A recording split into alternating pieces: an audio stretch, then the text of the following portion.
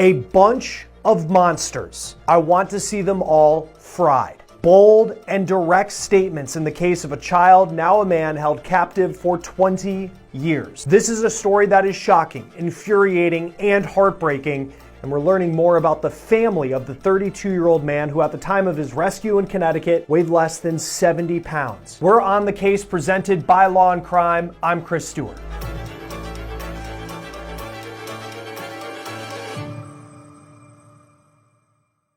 We're not only hearing from the biological mom of a man who was rescued from a house of horrors in Waterbury, Connecticut, we're also reportedly hearing from his half-sister. Both say they looked for him for years, and now they're also shedding light on the woman who is accused of holding him captive for 2 decades. Before we get started, though, I do want to remind you of a new project that we're launching here at Law and Crime called Scandal. It's a new YouTube channel that's dedicated to exposing the dark side of fame, and if you can guess by the name, we'll be covering all the wild and disturbing crimes that happen behind closed doors in Hollywood. If that sounds like something up your alley, click the link in the description now and subscribe to our new channel today to stay up to date on all the latest scandals. Oh my God. It's 2 Blake Street. What's the address? Please hurry. It's 2 Blake Street. There's a fire. That's the voice of Kimberly Sullivan on February 17th. Here's her mugshot. She's the stepmom of the man allegedly held captive in her home for 20 years. I'm going to tell you what the alleged victim's biological mom and sister are saying about her and what police uncovered in just a moment. But let's break down a story that at this point it is still so hard to come to grips with. Sullivan calling police that night because there was a fire in her home. Who else is in the house? Who else is in here? My stepson is in here. How many other people? Listen, That's it. I have 2 cats. Everybody's out? Yes. But your stepson's still inside? Yeah, he's right here. Okay, yes. come out. Now, as you watch that body cam video, even though she may sound like she cares in the slightest about her stepson, who was still inside the house as it was being filled with smoke, what authorities found when they got inside the home, who they found, has led Sullivan to be facing some serious charges and allegations. And based on the comments from our previous story on this case, she frankly may be one of the most hated people in America right now. Even veteran law enforcement are having a hard time understanding the extent to the brutality that Sullivan is accused of doing. Here's what Waterbury's police chief said in a news conference. This video is from WVIT. 33 years of law enforcement, this is the worst treatment of humanity that I've ever witnessed, right? I mean, honestly, when we first started talking about it, we really couldn't believe it. It took a lot of convincing amongst ourselves to just really accept what was going on, and it's really hard to talk about still. I mean, it's shuddering to think that someone would treat any person, let alone a family member or someone that was entrusted as a guardian or a parental figure in this way. Police have not identified the 32-year-old survivor by name. In court documents, he's referred to as male victim 1 or MV1. According to the affidavit, the male victim told police he was pulled out of public school in 2004. That's when he would have been around 12 years old. And when asked about his earliest memories, MV1 said that he would sneak out of his room at night to eat and drink. And when it was discovered that he was doing that, he was locked in his room, and he recalled having to drink from a toilet because he was only getting 2 cups of water a day. Over the years, he was let out of his room less and less. MV1 said that he'd have to go to the bathroom in a bottle or a newspaper. He says that his life was so restricted that he relied on listening to NASCAR and University of Connecticut basketball on a radio near his room to know what year it was. Think about that. He was set free by the fire that his stepmom called authorities about, and he told police that he set the fire. He used a lighter, a hand sanitizer, and printer paper. Here's the moment that firefighters took him from the house. Got one victim right here.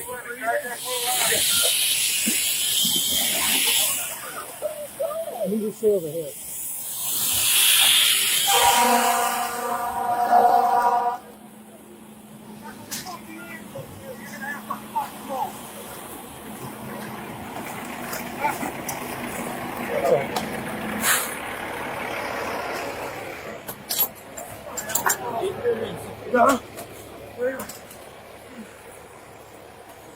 MV1 said that even though his stepmom was telling him to get up and get out of the house, he laid on the floor as the home was being filled with smoke because he knew if he did that, he says, firefighters would have to be the ones to save him and pull him out. He told detectives that he started the fire because, quote, I wanted my freedom. MV1 is now recovering in a hospital, and Kimberly Sullivan is facing serious charges, but there are also a lot of questions about how this situation allegedly happened. Local media in Connecticut has tracked down MV1's biological mom. She lives in Meriden, which is about 20 minutes from Waterbury. She told WFSB TV that she gave up custody to MV1 when he was young to her ex-husband, and local media has identified him as Craig Sullivan. The mom says that she did it for personal reasons. It's unclear what those were. Here's the statement that she sent to the TV station, quote, 32 years ago, due to personal reasons and for the full benefit of my son, I made the gut-wrenching decision to give full custody to my ex-husband. This was the most painful, emotional decision any mother can make, but I thought he would have a better life. In retrospect, this did not come to pass. For the last 30 years, my family and I have searched for him to reconnect only to be turned away and shut out. The last few days have been so shocking, disturbing, and disgusting to seem true. I hope and pray we can all begin to heal and helping my son to lead a full, happy, loving life. I know deep in my heart, I have always been there for him and always will. Please grant us the time, peace, and respect as we try to cope with this tragic situation. She told media outlet CT Insider that she thought when she gave up her son, he would be in a better place, not, quote, be with a bunch of monsters. And she's not the only biological family member of MV1 to come forward since this story broke. The biological mom has a daughter who's now 35, making her MV1's half-sister. She says that she spent years searching for her half-brother, especially when he turned 18 on social media and through court records, but couldn't find him. She told the Connecticut Post that she remembers meeting him when he was 3 years old, but then never again. She told WFSB TV that she only lived 12 miles away from the home where her half-brother was allegedly being held captive. She told the outlet, quote, we just need him to know he's got people. We love him and we want him. He shouldn't have been thrown away like garbage, end quote. She also told WFSB that it wasn't just Sullivan and MV1 in the house, that there were two stepsisters who were also there and were loved and cared for. Quote, I want to see them all fried. They deserve solitary confinement for the rest of their lives. Drink out of the toilet, that half-sister told WFSB. It is unclear at the time of this recording if more arrests will be made in this case. We know that MV1's father died in January 2024. Police say he was confined to a wheelchair. Police have yet to detail the abuse that they believe Craig Sullivan was responsible for, but Kimberly Sullivan's attorney is now pointing the blame to him as she is facing charges. Here's what he said in a news conference to WVIT TV. The biological father? Well, I mean, he was the biological father. He's the one that dictated how his son would be raised. We think as the evidence comes out, you will see that she's not the villain she's being made out to be. Absolutely not. And here's Kimberly Sullivan appearing in court. She faces charges including assault in the first degree, kidnapping in the second degree, and unlawful restraint in the first degree. She posted a $300,000 bond and is out awaiting the next steps in her case. There are also questions for the Connecticut Department of Children and Families, who visited MV1's house twice in 2004 after he was pulled out of school. The state didn't believe that anything was wrong at the time, even though those in his former school in Waterbury raised concerns. In fact, MV1's elementary school principal told WVIT, quote, everyone really was concerned with this child since he was 5 years old. You knew something was wrong. It was grossly wrong. And, quote, we knew it. We reported it. Not a damn thing was done. That's the tragedy of this whole thing. Now, it's unclear what the files say about what DCF saw when they went to MV1's house in 2004, because in Connecticut, when a case is considered unfounded, the records are erased after 5 years. Joining us now, crime victims advocate Elizabeth Parker. Thank you for being here. This is a tough story. And one thing that has just stood out to me is so many of the people involved, the police officers, the police chief in Waterbury. We've just heard so many people say, I've never seen something like this before. These allegations are so bad. But how common are these cases where, maybe not to this extent, but you're seeing this type of neglect that can be, almost brushed under the rug or fall through the cracks, whatever metaphor you want to use? Well, the details in this particular case are so disturbing. I mean, you can tell the community is just in shock that a horror like this can persist for so long without any intervention.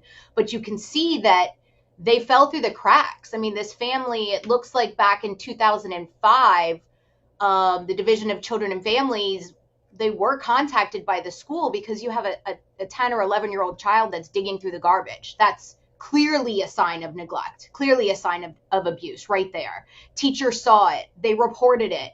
DCF went out and everything appeared to be normal at the home. And then from what it seems from the reports that the family then moved away. They complained about the investigation and then they just kept him hidden. And from that point on, we don't learn anything about the victim. You have the biological sister saying she was searching for him. You have his uncle giving reports that he was searching for him. This is just a situation where they made him disappear and nobody seemed to care. Nobody seemed to know. Nobody seemed to have real tabs on this particular victim. And it's horrific. It's shocking that this could happen. And it's so heartbreaking. Yeah, and now we're hearing from some of the members of his biological family because the fact it was his stepmom raised so many questions when this story first came out. Before getting to his family, the DCF point, and you have a principal who talked to media saying when he was 5 years old, they noticed something was wrong. And then you have the school that when he was older, like 12 years old, that there were these signs he was like eating out of the garbage. Like what bar does need to be met to be considered neglect? Like what could, and we don't know because the 5 years later in Connecticut, after something's found considered unfounded, the reports don't exist anymore. But what could they have seen inside the house that made them think that everything was okay? These incidents are really difficult because typically you have a child that DCF will talk to and they're terrified. They're scared. They know that they live in that home and they're under the control of their abuser. This is just a different form of domestic violence. Child neglect, child abuse, this is domestic violence. And so it's hard because oftentimes without doing a detailed search of the home, having cameras inside the home, seeing how they're really living, by all stretches, by all appearances, at face value, it may seem like this is a normal home and he's thriving.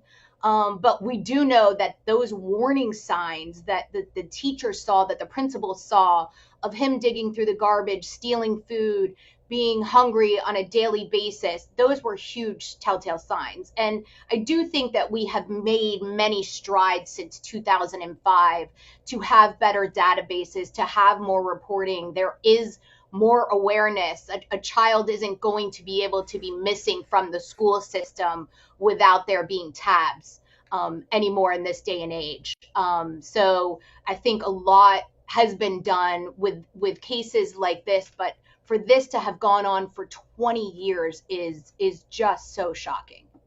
It really is. And you think that potentially there's a social worker somewhere right now who just in the past couple of weeks has realized, oh wait, that house that I went to so many years ago, something I could have done. I mean, if that person exists and is still out there, you just think about what they're thinking about in this. I know so many people say, how could this happen? I look at the suspect in this case, Kimberly Sullivan, and according to her defense attorney, she's shocked. She can't believe that she would be accused of something like this, though her stepson weighs less than 70 pounds. But in these cases of neglect, what are some of the characteristics that you typically see of the person who gets charged and accused of being the abuser? One thing that's interesting is that typically in these cases, we see step parents are more prevalent to be the abusers of their stepchildren than biological parents of biological children. Here we have someone that she was pretty bold and pretty brazen. I was very surprised by the defense attorneys coming out and being so bold about their defense that I think we'll get to. But here, I think the medical evidence is going to be so crucial. the state will be able to prove that there's no other explanation for the starvation as to why he was so emaciated. This was prolonged abuse. This was severe neglect. This was inhumane treatment. I mean, he said when he would eat the very little food that he was given on a daily basis, his teeth would literally disintegrate and fall out.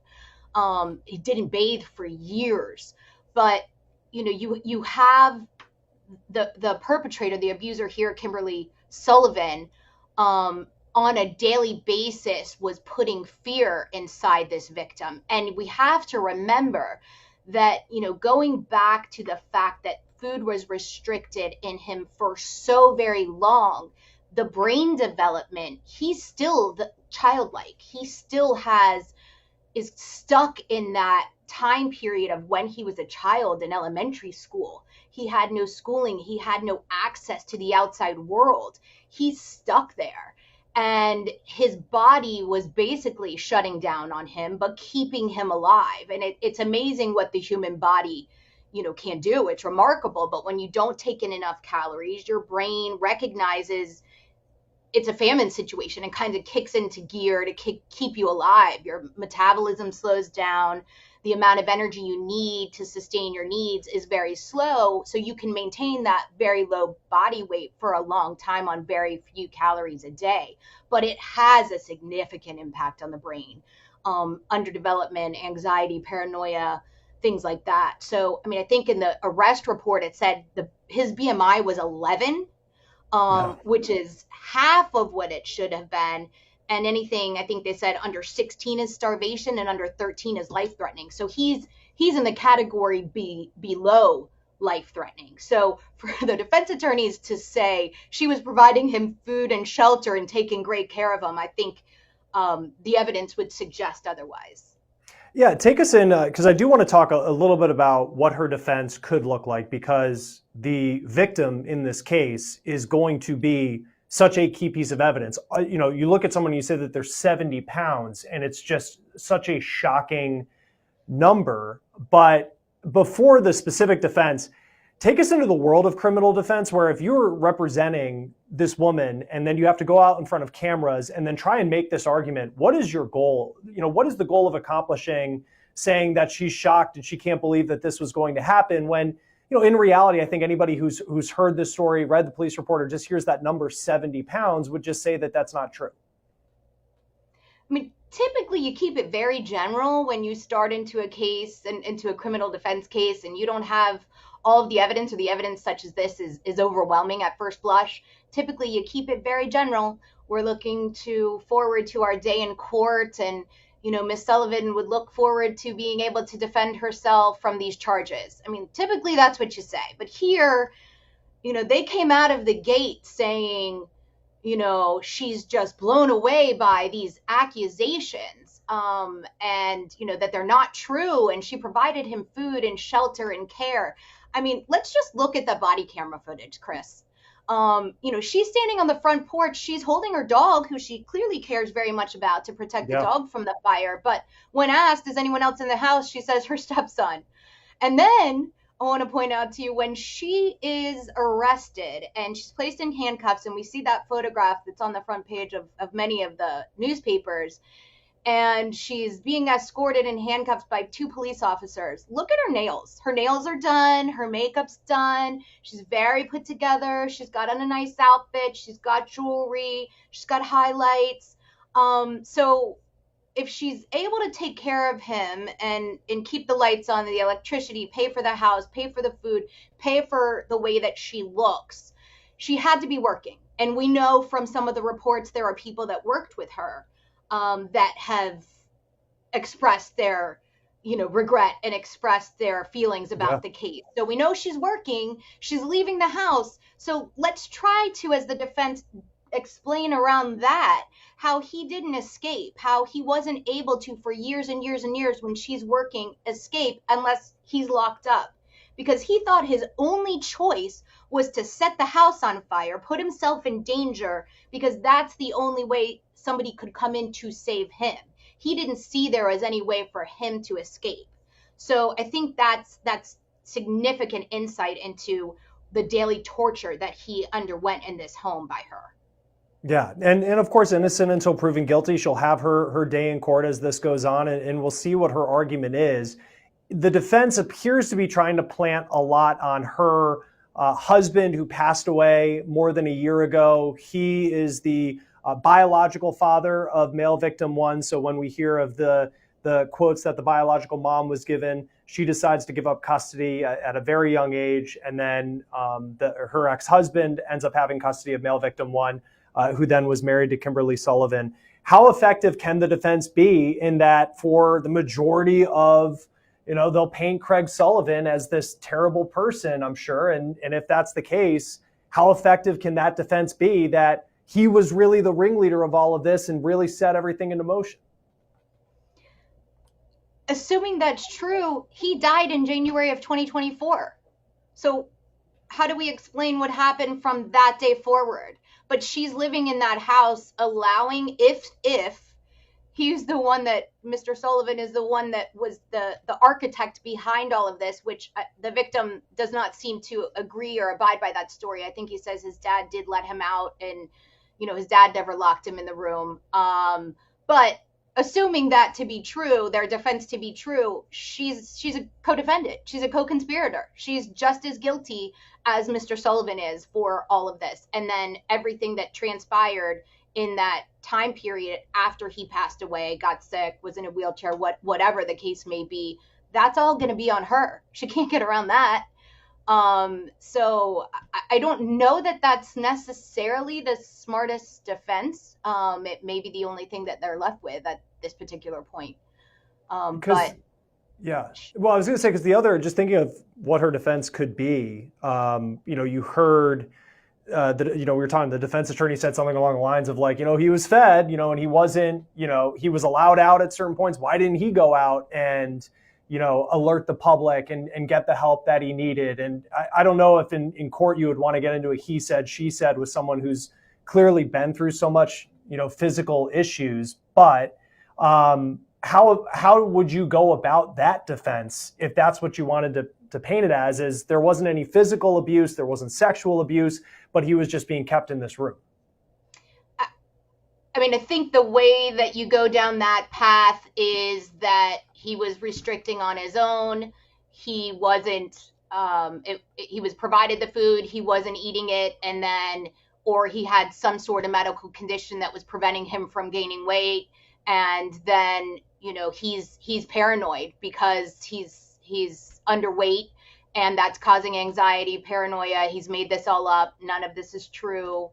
I think there's, other than his weight and his medical condition, there's not, from what we see in the arrest report, any other corroborating evidence outside of a lock being on the door, right. Him being unkempt, his teeth being rotten, things like that. But at this point, he's 32 years old. So is he just not caring for himself? Anything over the age of 18, is she responsible for? I mean, I think those are questions that will all remain to be seen.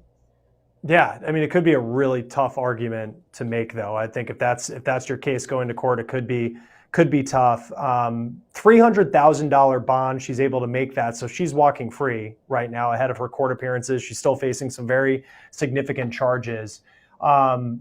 There's an argument about the role of what bail should be. Is that a punishment, or should it have been higher based on just the horrific nature of the condition that the victim allegedly was in when police found him? What do you make of that? Each state handles bail or bond a little bit differently, but really it's to ensure that the person returns back to court. It's not meant to punish, because, as you did say, they are innocent until proven guilty. I would have liked to see her on house arrest, have a little taste of her own medicine if she was going to be let out. At least have her confined to her house. But I guess the judge didn't see the wisdom in that. But well, hopefully she's going to show up back in court. As her lawyer said, she's looking forward to defending herself. So I think that'll be an interesting defense to see where they take this. Yeah, and the $300,000 amount, just for people who, may not follow the ins and outs of court every single day. Is that cash that she's posting? Does that mean she has $300,000 that she then puts forward? Like what could she have had that allowed her to make that amount? Because that is still a pretty significant amount to put up, which also would potentially speak to the amount of money that she did have, along with clearly what she was wearing when she was arrested. Well, bond can be posted in a number of different ways. First of all, you could put the whole amount up in cash, and you get that back when the case is over. You can also post with a bondsman, which typically they would only take 10% of what the $300,000 would be. Sometimes you can put up collateral. Maybe you can sign, over the deed to your house, a car. It just depends on, what assets that you have that the bondsman is willing to take. But typically it's 10% of the dollar amount. And you're a crime victims advocate. This case, I think of this male victim one and just the story he told. And, for as horrific it was, there's just the moment that he said, I just think of the determination of, to the lighter that he got from a year earlier with hand sanitizer that he learned is flammable. He had printer paper. It gives you goosebumps thinking of like he just laid on the ground when the smoke was surrounding him because he knew firefighters were going to be the ones that have to take him out. I mean, that is, it's a powerful affidavit to read through. What does his future look like, knowing that he has a 4th grade education reportedly, and he weighs, physically, he's in such difficult shape as well? Well, I think there's we're in kind of a dangerous time period because medically his body has to learn how to adjust to eating and food and calories and all of that. And that can be a dangerous time for his organs to adjust to this new normal of caloric intake and a different type of food than what sandwiches for 20 something years, a peanut butter and jelly sandwich. So I think he is very resilient. It seems like from what I read in the affidavit that he had taught himself, he did have some books. He read through a dictionary. He would teach himself. He's very, very, very self-taught, smart enough to figure out that the hand sanitizer would be a good accelerant that he could use, smart enough to figure out that he couldn't leave, but that if somebody came in and saved him, and the only way that he figured would be to set fire to the house. So I think he does have a bright future. It seems like the community has really rallied against him, for him, against her, and in support of him. And I think I read somewhere that over $100,000 has been raised for his benefit. So he's going to need significant counseling because he's got severe case of PTSD. I don't know how he ever is going to be able to live a normal life, but it's certainly going to be better than what he's been living for the past 20 years. And I praise him and just hope that he remains strong and healthy and can recover from this. Yeah, no, well put. It's just such a shocking story. We'll see how it plays out. She is due in court next week, so that'll be the next step in the legal proceedings surrounding what was discovered at this house in Connecticut. Elizabeth Parker, always great to have you on Law and Crime. Thanks for being here. Chris. Thank you so much. Have a great day. Kimberly Sullivan is due back in court on March 26th. As for a GoFundMe page that the city of Waterbury has put out to raise money for MV1, it's now at more than $128,000. For On the Case, presented by Law and Crime, I'm Chris Stewart. We'll see you next time.